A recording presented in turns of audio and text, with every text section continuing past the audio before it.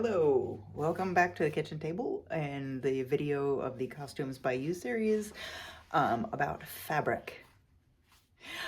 So when you are making a costume or anything, the most important part of the craft project, in my opinion, is selecting materials that will enable you to be successful. You don't want to choose materials unsuited for the job because then no matter how much sewing you do, your costume will fail and look bad and not be comfortable. Comfort is the goal. Looking great, goal number two. So when I am constructing everything, I like a really firm, tight fit. I like my straps to be hefty and with no stretch. I do not use elastic for my straps. I know that is a very common choice that people make for comfort reasons. And for, fit expansion reasons, because some of us are more bosomy than I, and you might fluff a little bit more through the month. So that is certainly an option to use elastic as straps. I do not do that. I find it to be scary and unreliable. I've picked up too many beautiful costumes that were made where someone beaded onto the elastic, and now that the elastic is failing, all that gorgeous beadwork is for naught. So if you're going to make straps out of elastic, please make a hollow strap and put elastic into it rather than beading through the elastic. And you'll see kind of what I mean more as we go through and I show you more process stuff. There's a lot of beautiful, beautiful vintage costumes where the costume again was built onto the existing body of the bra, just like the store-bought bra. Hello, Dumpling. And they beaded through the existing store-bought elastic, and now that it's 30 years old and it's dry rotting, a lot of like the vintage costumes from the 80s are falling apart and are not usable anymore, which is very sad because a lot of work went into them. So if you want to use elastic in your straps, make a cover for the elastic, and that way the elastic can be replaced. And I'll talk through that part of the process when I'm showing you how to make straps. So let's talk about fabric that I like using, because you're here to hear my opinions, and I'll tell you my process and you can take from this whatever works for you. I like building on canvas or lightweight denim, and I'm gonna flip the camera down to the table so you can see some stuff better. So much fabric. Okay, so one of the things that I really like using is this duck canvas. This is a scrap from an upholstery shop. There is a place in Asheville that makes meditation cushions. Surprise, surprise. And they use this lovely, very soft, yet flexible, yet sturdy. It gets a good pop on it. Nice, tightly woven. So when you pull it, the threads don't pull, so that's a nice tight weave. It's very stable. I've been using these scraps. I got like bags of these scraps from these guys like 10 years ago, and I'm still working through, because they gave me like 3 contractor bags. I'm trying to use them up. I will make enough belly dance costumes to use them all up one day. This stuff's great. It makes very reliable straps because it's cotton. It breathes, which makes a huge difference to me in how the costume feels and comfort. So I really like this stuff. But there is, and I like that it's salvage. So there's that. What is accessible to just about everybody and will turn up with regularity in your thrift store are grandma jeans. They're wonderful. What you're looking for, if you're looking from grandma jeans to salvage from, is you're looking for something like this. Minimal pockets. So all of this is usable fabric. It's just a nice long piece of cotton fabric. It's just very straight up, plain cotton denim. There's no stretch to it. It goes pop. When you pull it, you can get a pop sound. That's kind of, I'm always in the thrift store being like, and people think I'm weird, but they're right. So this kind of particular pair of jeans is kind of the holy grail. It's all usable fabric. This shape right here is great to cut and use for this crotch shape, can be cut and used for, part of where the band meets the cup of a bra. So you can cut with very minimal waste once you know what you're looking for, and I'll show you that later. So these are great. If you want to make straps for costumes, look for this stuff. Also, the grandma jeans are usually a slightly lighter weight denim than like the dude's Wrangler jeans. So this stuff is primo. You're wanting like a lightweight yet stably woven fabric, and denim, the grandma jean denim is perfect. So that is stuff I like using for the base. Webbing, like from utility belts, is also pretty great if you find those in your thrift store. If you're going to use a nylon webbing, when you cut it, it will fray. So have a lighter there prepared to melt it. I don't like using it, so I don't have any of that sitting around. Let's talk about pretty shit.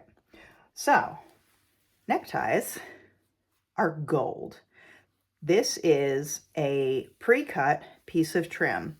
All you have to do is come in here and open up this seam, and you will have a nice already folded edge piece of trim to finish bra cups with. If you can find two neckties that match, you might get enough necktie material to cover straps with. Or if you're doing very minimal strapping, you could cover straps with neckties.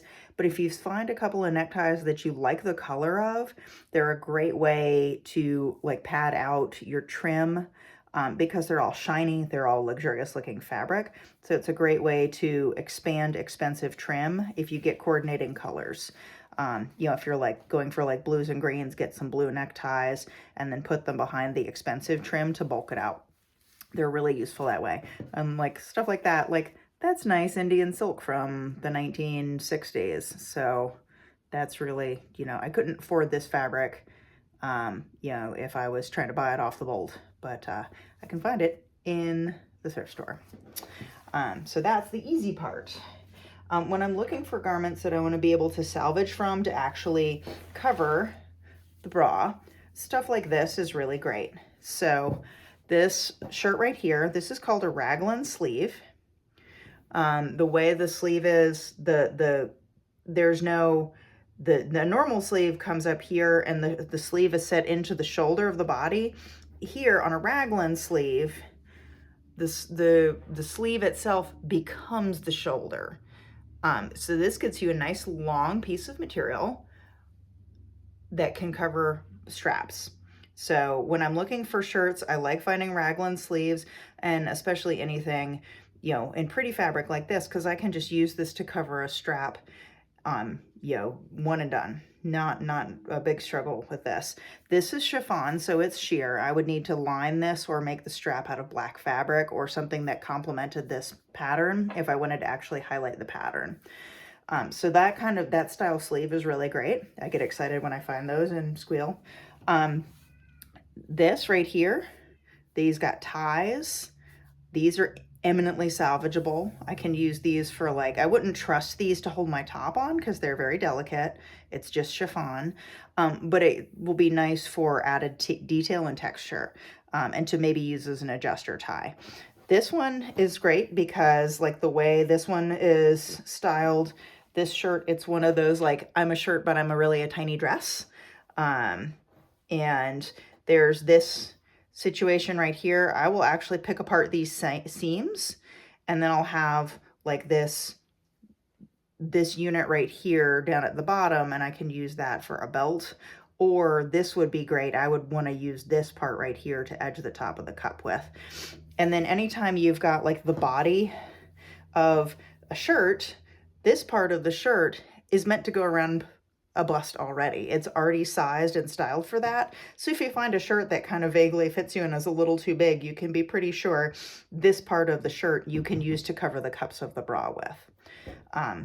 So there's that. I'm going to show you something that is actually not as great a find as I thought when I found it. This jacket is completely covered in bling. It's got rhinestones all down here, and it's got all these amazing buttons. I will be cutting all these buttons off here. It's got a lot of snaps on it, which I'll salvage and use for making something fun. But the way this jacket is styled is there is a seam down the front. So This seam right here interrupts the piece of fabric I would want to use.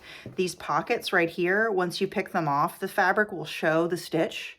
So I couldn't really use that as one big piece of fabric. The sleeves are pretty nice. I could get straps out of those or cover most of a belt base. And the back as well. There's a lot of seams in here. So if you can see, like, every place there's a line of stitching, that's a different piece of fabric. Depending on what I'm making, I could really use this. I could turn it into like a corsety kind of, vest thing. I will definitely like chop this waistband off and salvage all these rhinestones because I don't like messing with glue, and it's really convenient to have these. This will all make great trim, but I like to make a bra and belt set. Not a super useful garment, but definitely strip for parts. This is kind of a super lucky find. It's a young lady's party dress, which occasionally have really nice sparkle sections on them. The problem with a sparkle section like this is this part right here, the yoke that it's stitched on is nice and solid. It's already backed. I could cut this off and use it as one big unit. As soon as I try to cut this trim itself, it's going to fall apart. So just word to the wise, before you cut any trim that's got a lot of beads worked in like this, look at how it's made and stitch it. Like if I wanted to cut it right here, I would stitch this section down and then this section down separately before I chopped right here, because otherwise you're going to have a bead explosion, and that's not anybody's goal. If you're salvaging trim, usually you're trying to get as much of the trim as you can. But this thing right here would go great across the back of a belt, and I would try to not cut this. This is a kid's party dress again, so it's not intended for longevity, and it's covered in these lovely shiny gold trees. This is that printed gold foil stuff. It's kind of got a raised texture, and I would not put any of this kind of fabric into something that I really cared about. This stuff does not last well. As soon as you wear it a couple times, and I'm so sweaty and acrid, I dissolve this color, which I learned to my chagrin after once using this stuff and being like, sweet, it's so pretty and shiny. And the top did not last because I immediately wore all this stuff off. So this stuff's great to use for accessories, but don't use this like foil stuff any place you're going to get sweaty, or it's going to rub because the color comes off really quickly. But I can flip it over and I'll be using the inside of this because it's very pretty. But it has limited use. I'm going to like turn this into some like, artistic, surrealistic flower thing, because the gold foil stuff comes through. You can see like there's stiff spots on the inside, but I'll turn it into some kind of weird flower thing, and it won't matter if the gold gets all shabby looking. Kind of on that vein, here's all this lovely, like, obviously tourist market, silly Indian textiles, that are supposed to look like they're from continental India. Again, a lot of fun. Use these as like, make a quick, panel skirt or something to accent with. But again, this is all painted. This is not a dye, this is painted. The paint will wash off the fabric. The dye has actually, the blue part, this part is dyed blue. This part is painted on. You can see how the paint's kind of wearing off here, how it's not as bright right here as it is elsewhere. The painted textiles will always wear out faster. Don't put a lot of time into them. And this, again, I squealed with excitement when I found this. So this is an astonishing, lovely Georgette sari. Saris are wonderful because the Georgette tends to be, again, a good tight weave that doesn't pull and like leave itself looking tired. So check for a nice tight weave. So when you pull on it, you shouldn't be able to like see the threads move as you run your finger across them. Thread count matters. So this kind of trim, This sari border trim is a lot of fun. This one particularly is put on a lurex base. This part, the pattern is embroidered, and it's on a lurex base. So this is a plastic fabric that's meant to imitate antique metal, woven metal fabrics. And it looks fun. Lurex tends to actually keep its color pretty well. It doesn't wear out terribly fast. Does tend to be these really like bright golds, but it's a lot of fun and it looks great on stage. This is a embroidered section in the lurex, and it's got all these little bloops around it. So there is stitching, and then there is couched trim in here. So when you cut this, all of these things are going to fray up. These are long stitches, like the thread itself floats for a long time. When a thread is laying on top of fabric, it's called a float. So this thread right here floats a long time. If I was to cut through the middle of one of these medallions, I'm gonna get a lot of fraying. If I have to, I'll do that. But before I cut through the middle of one of these medallions, I'm gonna flip it over and hit the inside of the trim with some spray glue, and then let it dry for 12 hours so you don't gum up your scissors before you cut that. If you can avoid cutting through this kind of trim, it would make for better longevity. And so the saris with all the embroidery in the body, same kind of thing. This is a long float right here. This is thread, thread, thread, thread. So if I were to cut through this, all of it would fray away. So let's talk real quick about a super lightweight way to make a strap. This is grosgrain ribbon. I know anybody who was a child in the 80s had a hair bow made out of this stuff. You'll recognize it. It's the kind of ribby textured ribbon. It's got the high weave in it, the high relief weave. Tends to have polka dots on it. I would not use it polka dot side out, but if you take this and you need to make a lightweight strap, if you don't want a high compression strap, take grosgrain ribbon and just fold it back against itself so you have a nice stable surface, and then you can just sew this right into your top. This is also an option for straps. It's very pretty. They tend to curl up at the edges, so you do need to double layer it and just do a little whip stitch all the way down, and I'll show you whip stitch in a little while. All right, that is the fast and dirty on fabric. I'm gonna lay some stuff out so we can cut.